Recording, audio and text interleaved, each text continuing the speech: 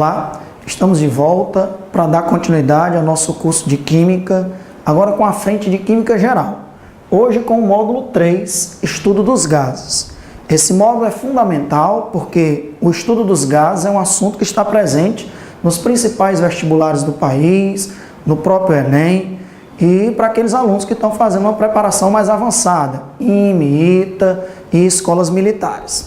Então nós vamos começar aqui dando uma característica, apresentando para vocês as características gerais do estado gasoso. Realmente o estado gasoso ele tem características bem particulares, características, portanto, bem distintas do estado sólido ou do estado líquido. O estado gasoso ele apresenta as seguintes características importantes. A primeira delas é a expansibilidade. O que é que significa isso? Isso vai ser importantíssimo para a gente resolver questões. Os gases eles são formados por imensos espaços vazios. São partículas que estão muito distantes umas das outras. Então, os gases são caracterizados por imensos espaços vazios e, com isso, eles sempre acabam ocupando todo o espaço do recipiente, todo o volume do recipiente, porque os gases são altamente expansíveis. Então, a consequência da expansibilidade de um gás, o volume de um gás é o volume do recipiente que o contém, porque os gases sempre se expandem, ocupando todo o volume do recipiente. A segunda característica é a compressibilidade. Realmente, quando você exerce uma pressão, você consegue diminuir muito, bastante, o volume dos gases, já que os gases são formados por imensos espaços vazios. À medida que você aumenta a pressão, as partículas vão se aproximando ainda mais umas das outras e, com isso, você consegue diminuir bastante o volume. A terceira característica é a difusibilidade, que tem a ver com difusão. O que é difusão? Difusão, nós vamos estudar isso de modo mais aprofundado ainda nessa aula.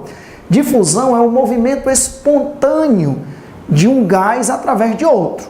Então, por exemplo, é graças à difusibilidade que, por exemplo, se eu abrir um vidro de éter numa sala de aula, em alguns instantes os alunos estão percebendo o odor do éter, porque as moléculas do éter se movimentam espontaneamente através do ar que está na sala, e isso a gente chama difusão, difusibilidade. Outra consequência importante da difusibilidade é que toda mistura de gases é uma mistura homogênea. Ainda que você misture gases coloridos, no final nós teremos uma mistura homogênea. Os gases sempre se misturam entre si, formando uma mistura homogênea, graças à difusibilidade. E outra característica importante nesse momento inicial, nessa introdução aqui do nosso módulo 3, é que os gases têm uma densidade muito pequena. Realmente a densidade de um gás é muito menor do que a densidade de um sólido ou do que a densidade de um líquido. Tanto é que geralmente a densidade de um gás não é expressa em grama por ml ou grama por centímetro cúbico, mas geralmente é em grama por litro ou grama por decímetro cúbico, é uma unidade mais usada para representar a densidade de um gás. Então, depois dessa introdução aqui sobre as características gerais dos gases, eu tenho mais alguns aspectos importantes para lhe falar. Dando continuidade à nossa introdução sobre o estudo dos gases, eu quero destacar ainda que quais substâncias que existem no estado gasoso nas condições ambientes, que é a temperatura de 25 graus Celsius e pressão de 1 atm. Nós temos os gases nobres da família 18, que é a antiga família 8A, hélio, neônio, argônio, criptônio, xenônio. Então, os gases nobres, eles existem na fase gasosa, nas condições ambientes, e ainda mais, eles existem na forma monoatômica, né? Os gases nobres, eles existem na forma de um átomo só. O átomo de hélio, o átomo de neônio, o átomo de argônio, o átomo de criptônio, o átomo de radônio e por aí vai. Algumas moléculas são encontradas na forma diatômica, como por exemplo os elementos da família 7A ou família 17, o flúor e o cloro, que são encontrados na forma de F2 e Cl2.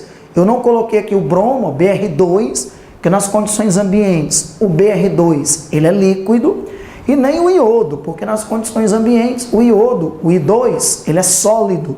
Só são gases nas condições ambientes o flúor e o cloro, que existem na forma biatômica ou diatômica. Nós temos aqui o elemento da família 16, ou família 6A, o oxigênio, o O2, que também existe na forma de um alótropo, né, que é o O3. Lembra o que é alotropia? É quando o mesmo elemento químico forma duas ou mais substâncias simples diferentes. O elemento químico oxigênio, ele se encontra na natureza na forma de O2 ou ozônio, que é o O3. Nós temos também aqui da família 15, ou família 5A, o elemento nitrogênio, que também é um gás que existe na forma diatômica, N2, e lá na família 1, ou família 1A, o H2, o hidrogênio, que está na forma de gás hidrogênio, na forma de molécula diatômica. Outra coisa importante é que a maioria dos gases é incolor. Realmente, a grande maioria dos gases é incolor. A exceção seria o flúor e o cloro, que são dois gases meio que amarelo esverdeados, o NO2, que é marrom. Mas lembre-se, como eu já falei, mesmo que você acabe misturando gases coloridos, no final, devido à difusibilidade, você acaba obtendo uma mistura homogênea, portanto, a formação de uma única fase. Outro aspecto importante que muitos alunos me perguntam, apesar de que a gente aprofundou isso lá no nosso módulo de Físico-Química, no módulo 4, quando a gente estudou diagrama de fases, vocês viram que até o ponto crítico era vapor, depois do ponto crítico era gás, nós fizemos essa distinção. Mas aqui, quando a gente está estudando o estado gasoso, tem alguns alunos que perguntam: Alexandre, quando é que eu devo chamar gás, quando é que eu devo chamar vapor? Repito, eu fiz essa distinção claramente quando a gente apresentou lá o diagrama de fases, onde eu mostrei claramente a diferença entre gás e vapor, mas aqui eu falo também de uma maneira mais simples. Você deve chamar de gás uma substância que nas condições ambientes, que é a temperatura de 25 graus Celsius e pressão de 1 atm, ela já esteja na fase gasosa. Então, por exemplo, gás flúor, gás cloro, gás oxigênio, gás nitrogênio, gás ozônio, gás hélio, gás radônio, gás criptônio e por aí vai, os gases nobres. Então, essas substâncias, gás carbônico, CO2, gás CO, que é o monóxido de carbono, gás NO2, que é o dióxido de nitrogênio, o dióxido de mononitrogênio. Então, quando a substância, nas condições ambientes, já estiver na fase gasosa, você deve chamar de gás. Se nas condições ambientes a substância estiver na fase sólida ou na fase líquida, você deve chamá-la de vapor. Então, por exemplo, vapor de água. Por que não gás de água, mas vapor de água? Vapor de água porque nas condições ambientes a água é líquida. Vapor de éter, vapor de álcool, vapor de gasolina, porque essas substâncias nas condições ambientes são líquidas. Inclusive a gasolina nós sabemos que é uma mistura de hidrocarbonetos, mas esses hidrocarbonetos, principalmente, né, uma mistura principalmente formada por hidrocarbonetos, eles estão na fase líquida. Então, por exemplo, agora, vapor de ferro, vapor de iodo, porque essas substâncias nas condições ambientes são sólidas. Vapor de bromo, porque o bromo nas condições ambientes é líquido. Então, percebe? Devemos chamar de vapor uma substância que nas condições ambientes esteja na fase sólida ou líquida. E devemos chamar de gás se nas condições ambientes ela já estiver na fase gasosa. Então, depois dessa parte introdutória, essas características dos gases, nós vamos agora começar a estudar as variáveis de estado dos gases, que são a temperatura, a pressão e o volume. Porque você vai perceber que para caracterizar um gás, você precisa informar a pressão, a temperatura, o volume ocupado por um gás, para que você possa estudá-lo, para que você possa caracterizá-lo. Então, nós vamos fazer isso agora. Como eu falei, as variáveis de estado de um gás são o volume, a pressão e a temperatura. Então, vamos estudar agora essas três variáveis de estado. Começando aí pelo volume. Nunca esquecer disso, já falei. O volume de um gás ideal, porque no início aqui nós estamos estudando o gás ideal. Daqui a pouco eu vou fazer uma distinção entre o gás ideal e o gás real. Por enquanto, estamos estudando o gás ideal. Para um gás ideal, que é o que nos interessa inicialmente, o volume de um gás é o próprio volume do recipiente. Não esqueça que um gás é formado por imensos espaços vazios. São pequenas moléculas, pequenas partículas que estão distribuídas ali naquele recipiente. Então, devido à expansibilidade, as partículas do gás, as moléculas do gás, sempre acabam ocupando todo o volume do recipiente que está disponível para ele. Então, por isso que nós vamos considerar que para o gás ideal, o volume do gás é o próprio volume do recipiente que o contém. Quais são as unidades de volume que nós estaremos trabalhando? Metro cúbico. Metro cúbico é a unidade padrão de volume no SI, que é o Sistema Internacional de Unidades, mas outras unidades também vão aparecer dependendo das questões que nós vamos resolver, como centímetro cúbico, decímetro cúbico, ml, litro. É importante também que você conheça a relação entre cada uma dessas unidades. Por exemplo, 1 centímetro cúbico corresponde a 1 ml, 1 decímetro cúbico corresponde a 1 litro e 1 metro cúbico corresponde a 1000 litros. Então, essa é a primeira variável de estado. Lembre-se que esse nome, variáveis de estado, porque elas são variáveis que vão caracterizar um gás. Você, para resolver uma questão, o cara vai ter que dizer qual o volume ocupado por um gás, qual é a pressão a qual ele está submetido, né? Qual é a pressão que o gás está exercendo no recipiente, por exemplo, e qual é a temperatura do sistema. Vamos para a segunda variável de estado, que é a pressão. A segunda variável de estado de um gás é a pressão.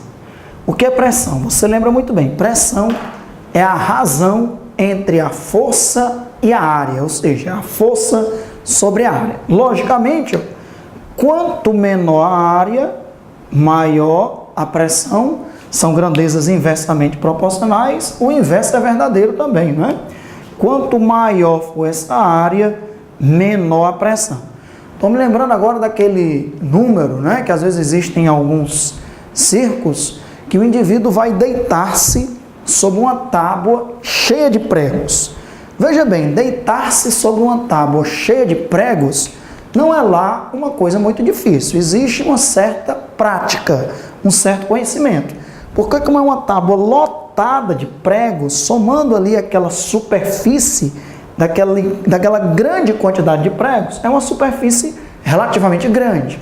Como a superfície é relativamente grande, a pressão exercida pelo corpo daquele rapaz vai ser pequena, a ponto de que, com a prática, vai dar para ele sair ali sem grandes estragos, né? Agora, realmente seria muito admirável se o cara dissesse, olha, esse rapaz aqui vai deitar-se sobre um único prego, o prego está sobre uma tábua, tem aqui 20 centímetros, e ele vai deitar-se sobre um único prego. Aí realmente era um número que todos deveriam perceber como é que ele vai conseguir fazer isso, logicamente, sem se machucar. Por quê? Porque como é um único prego, a superfície é bem pequena e, portanto, a pressão exercida seria muito grande. Então, deitar-se sobre uma tábua lotada de pregos não é tão difícil.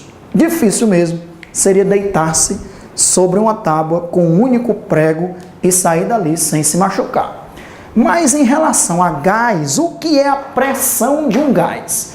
Na verdade, esse desenho aqui nos mostra claramente. Nós já vimos que um gás é formado por partículas que ocupam o volume do recipiente. Só que essas partículas elas estão em constante movimento, colidindo entre si e colidindo também com as paredes do recipiente. Então, na verdade, a pressão de um gás é o resultado da colisão constante, contínua, das partículas do gás com as paredes do recipiente. Essas partículas estão colidindo o tempo todo e, como resultado dessa força de colisão das partículas do gás com as paredes do recipiente, nós temos a pressão exercida pelo gás. Tanto é que se essa pressão exercida pelo gás aumentar bastante, por exemplo, você pegar um recipiente de um spray vazio, mas ainda tem gás lá dentro, que é o propelente, que hoje em dia principalmente é propano e butano, não contém mais CFC, que era um propelente muito utilizado antigamente, mas nós sabemos que ele acaba destruindo a camada de ozônio, então ainda tem propano e butano ali. Então tem dizendo lá, não colocar no fogo. Porque quando você colocar no fogo, nós vamos estudar daqui a pouco as leis físicas dos gases, aumentar a temperatura, aumenta a energia cinética média das partículas, vai aumentar a pressão, por quê? Porque essas partículas agora vão estar colidindo com mais intensidade, com mais força sobre as paredes desse recipiente, a pressão vai aumentar tanto que poderá haver ali uma explosão. As paredes não vão resistir e vai haver uma explosão. Então, a pressão de um gás é o resultado da colisão contínua das partículas de um gás com as paredes do recipiente. Quais são as unidades de pressão e as suas relações? Nós vamos trabalhar com ATM, milímetros de mercúrio, torr, pascal e bar. 5 unidades de pressão que estarão presentes nas diversas questões que nós vamos fazer. Eu coloquei aqui, ó, um ATM corresponde a 760 milímetros de mercúrio, que corresponde a 760 torr. Consequentemente, 1 milímetro de mercúrio é numericamente igual a 1 torr. Essa unidade, torr, é em homenagem a evangelista Torricelli, o Torricelli, que também é uma unidade de pressão que numericamente ela é igual a milímetro de mercúrio. Então você vai encontrar em algumas provas milímetro de mercúrio, em algumas outras torr, e você já sabe que 1 ATM é 760 torr.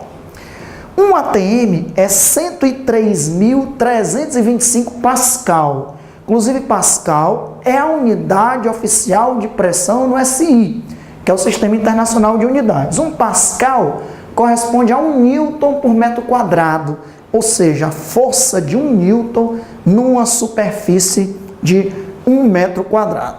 Às vezes, em algumas provas, para facilitar as contas, eles pedem para a gente considerar que 1 ATM é 100.000 pascal. Veja que isso é um arredondamento, porque 1 ATM não é 100.000 pascal. 1 ATM é 103.325 pascal. Quando ele manda a gente arredondar para 10 a quinta pascal, ele está fazendo isso para facilitar os nossos cálculos, já que na prova nós não vamos ter calculadora. É por isso que criaram recentemente uma unidade chamada bar. Essa unidade bar, ela tem uma relação exata com pascal. Enquanto um ATM é aproximadamente 10 a quinta pascal, que você sabe que um ATM é 103.325 pascal, um bar é exatamente 10 a quinta pascal. Tá vendo? Então, um bar é uma relação exata com pascal. Então, aqui para nós, ó, bar é melhor trabalhar com bar do que com ATM. Porque para você relacionar bar e a unidade oficial de pressão, que é pascal, é 10 a quinta. E você não está arredondando isso. É exatamente. E se você estiver trabalhando com ATM, ó, se você for dizer que um ATM é 10 a quinta pascal, você está arredondando, ok? Então tem as unidades ATM, milímetro de mercúrio, torr, pascal e bar. Ok? Não esquecer que a unidade oficial de pressão é o pascal e a unidade oficial de volume, como nós já vimos, é o metro cúbico. Tudo isso no Sistema Internacional de Unidades. Vamos agora falar sobre a terceira variável de estado de um gás, mas antes eu quero também lhe mostrar quais são os aparelhos que existem para a gente medir a pressão. Vamos falar disso agora. Eu quero agora falar para vocês quais são os aparelhos que nós podemos utilizar para medir a pressão, ou a pressão atmosférica ou a pressão exercida por um gás. Isso pode ser feito através de um barômetro ou através de um manômetro. Sem dúvida, dos aparelhos utilizados para medir a pressão, o mais comum, o mais conhecido é o barômetro. Esse barômetro funciona como? Você pega uma coluna de vidro cheia de mercúrio. O mercúrio é o líquido mais usado para medir a pressão, porque é um líquido muito denso. Veja que enquanto a densidade da água é 1 grama por ml, a densidade do mercúrio é 13,6 gramas por ml. Então você inverte esse tubo cheio de mercúrio em um outro recipiente contendo mercúrio. E aí a pressão atmosférica, que eu representei aqui por PA, vai manter essa coluna de mercúrio em um determinado nível. Sob pressão a nível do mar, essa coluna ela vai ficar numa altura de 76 centímetros. Ou seja, um ATM corresponde a 76 centímetros de mercúrio, ou 760 milímetros, daí a nossa relação que a gente já estudou hoje.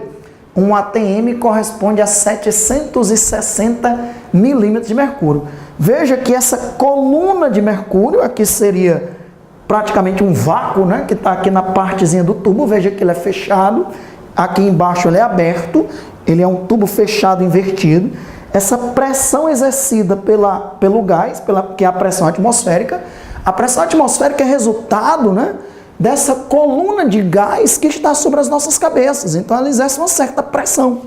E essa pressão, ao exercer-se aqui sobre o mercúrio, mantém essa coluna de mercúrio numa altura de 76 centímetros. É lógico que essa altura ela é diretamente proporcional à pressão. Quanto maior a pressão, maior essa altura. Quanto menor a pressão, menor essa altura. Então o barômetro é utilizado para se medir a pressão atmosférica numa determinada altitude. Nós sabemos que a pressão ela varia com a altitude. Quanto maior a altitude, menor a pressão, porque essa coluna de gases que estará sobre a nossa cabeça será menor à medida que a altitude é maior, né? Então, quanto maior a altitude, menor a pressão, o inverso é verdadeiro. Quanto menor a altitude, maior a pressão. Já para a gente medir a pressão exercida por um gás, existem dois aparelhos. O manômetro de tubo fechado e o manômetro de tubo aberto. Qual é a diferença? O manômetro de tubo fechado, ele é usado para medir a pressão de um gás quando essa pressão é menor do que a pressão atmosférica, que eu estou chamando aqui de PA, ok? Já o manômetro de tubo aberto, ele é usado para medir a pressão de um gás quando essa pressão é igual ou maior que a pressão atmosférica. Então, como é que funciona esse manômetro? Você coloca aqui um gás, que eu representei aqui as partículas. Esse gás exerce uma determinada pressão. Quando não tinha gás, essa altura H era zero, né? Estaria nivelado o mercúrio de um lado e do outro. Como tem um gás, esse gás exerce uma determinada pressão, empurra aqui a coluna de mercúrio e ela acaba subindo em direção a esse vácuo aqui, já que o tubo é fechado. Isso vai criar um certo desnível, uma certa altura que eu chamei de H. Percebe? Ó? Quando não tinha o gás, essa altura era zero. Quando tem um gás aqui dentro, essas partículas do gás exercem uma determinada pressão, faz essa coluna de mercúrio subir e cria-se assim uma determinada altura. Essa altura é diretamente proporcional à pressão do gás. Quanto maior a pressão exercida pelo gás, maior será essa altura. Por isso que a pressão do gás no manômetro de tubo fechado é a própria pressão exercida por essa altura H de mercúrio, já que também o mercúrio é o principal líquido utilizado aí, ok? Então, sempre que a pressão do gás for menor do que a pressão atmosférica, você usa um manômetro de tubo fechado e a pressão do gás ela é diretamente proporcional à pressão exercida por essa coluna H de mercúrio. Se a pressão do gás for igual ou maior do que a pressão atmosférica, você usa um manômetro de tubo aberto. Por que você não poderia usar um manômetro de tubo aberto se a pressão do gás fosse menor do que a pressão atmosférica, não é?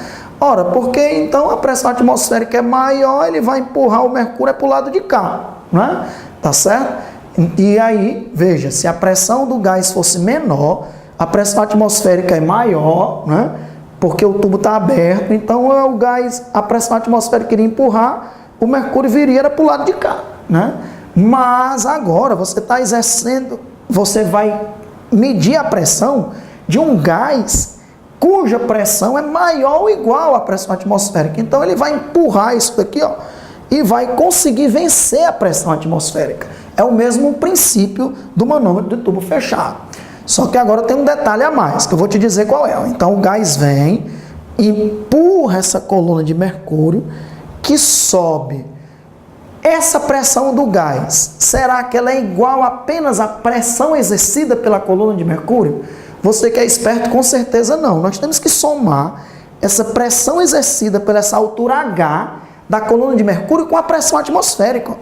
Então, no manômetro de tubo aberto, a pressão do gás é a pressão exercida pela coluna de mercúrio mais a pressão atmosférica. Já no manômetro de tubo fechado, como aqui é um vácuo, portanto pressão zero, a pressão exercida pelo gás é a própria pressão exercida pela coluna do mercúrio. E aqui, no manômetro de tubo aberto, a pressão exercida pelo gás é a pressão exercida pela coluna de mercúrio mais a pressão atmosférica, já que o tubo está aberto.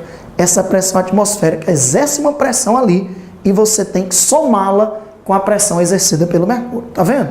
Então tá aqui mais um diferencial do nosso curso. Nós estamos mostrando, isso aqui eu já vi questões de IME-ITA usando o manômetro de tubo fechado, o manômetro de tubo aberto, para o aluno medir lá, calcular a pressão exercida pelo gás. E aí agora você sabe qual é a diferença entre um barômetro, um manômetro de tubo aberto, um manômetro de tubo fechado, que são aparelhos que nós usamos para medir a pressão, que é a segunda variável de estado do gás. Vamos para a terceira variável de estado do gás, agora sim, vamos falar da temperatura. A terceira variável de estado de um gás é a temperatura. E o que é a temperatura? Eu coloquei aqui, ó, a temperatura é a medida da agitação das partículas de um gás. Em outras palavras, a temperatura ela é diretamente proporcional à energia cinética média das partículas de um gás. Quanto maior a temperatura, maior será a energia cinética média das partículas de um gás. Quanto maior a temperatura, maior será o grau de agitação das partículas de um gás. Quanto maior a temperatura, maior será a energia cinética média das partículas de um gás. Nós vamos aprofundar isso quando nós formos estudar a teoria cinética dos gases. Então, aqui no Brasil, nós usamos muito como escala de temperatura a temperatura em graus Celsius. Mas para trabalhar com gases, sempre você vai usar a escala Kelvin, também chamada de escala absoluta, de temperatura absoluta. Qual é a relação entre a escala Celsius e a escala Kelvin? Você sabe muito bem, para você passar de Celsius para Kelvin, geralmente a gente diz, acrescenta-se 273. Para ser bem rigoroso, acrescenta-se 273,15. Mas na maioria dos casos a gente arredonda isso para 273, tá certo? Então, veja, a menor temperatura possível é o zero absoluto. No zero absoluto, que seria a temperatura de 0 Kelvin, a energia cinética média das partículas é zero. As partículas param, não existem mais agitação. Qualquer grau de agitação das partículas cessou. Então, que é a temperatura de 0 Kelvin, que corresponde a menos 273 graus Celsius. Para ser mais preciso, menos 273,15 graus Celsius. A temperatura de 0 graus Celsius, para passar de Celsius para Kelvin, a gente acrescenta 273,15. Seria 273,15 Kelvin. E a temperatura de 100 graus Celsius seria 373,15 Kelvin, tá bom? Então, a temperatura em Kelvin é a temperatura em Celsius mais 273, é a regra. Eu estou apenas sendo bem rigoroso aqui com você e colocando que, a rigor, a temperatura Kelvin é a temperatura em Celsius mais 273,15. Então, infelizmente, esse é um erro muito comum. Muitos alunos usam as leis físicas dos gases, que a gente vai ver daqui a pouco, que a temperatura tem que ser a temperatura absoluta, tem que ser a temperatura em Kelvin, e muitos, infelizmente, esquecem e usam a temperatura em Celsius. Vai errar a questão, tá bom? Então, tem a terceira variável de estado, que são variáveis que caracterizam o gás, que é a temperatura.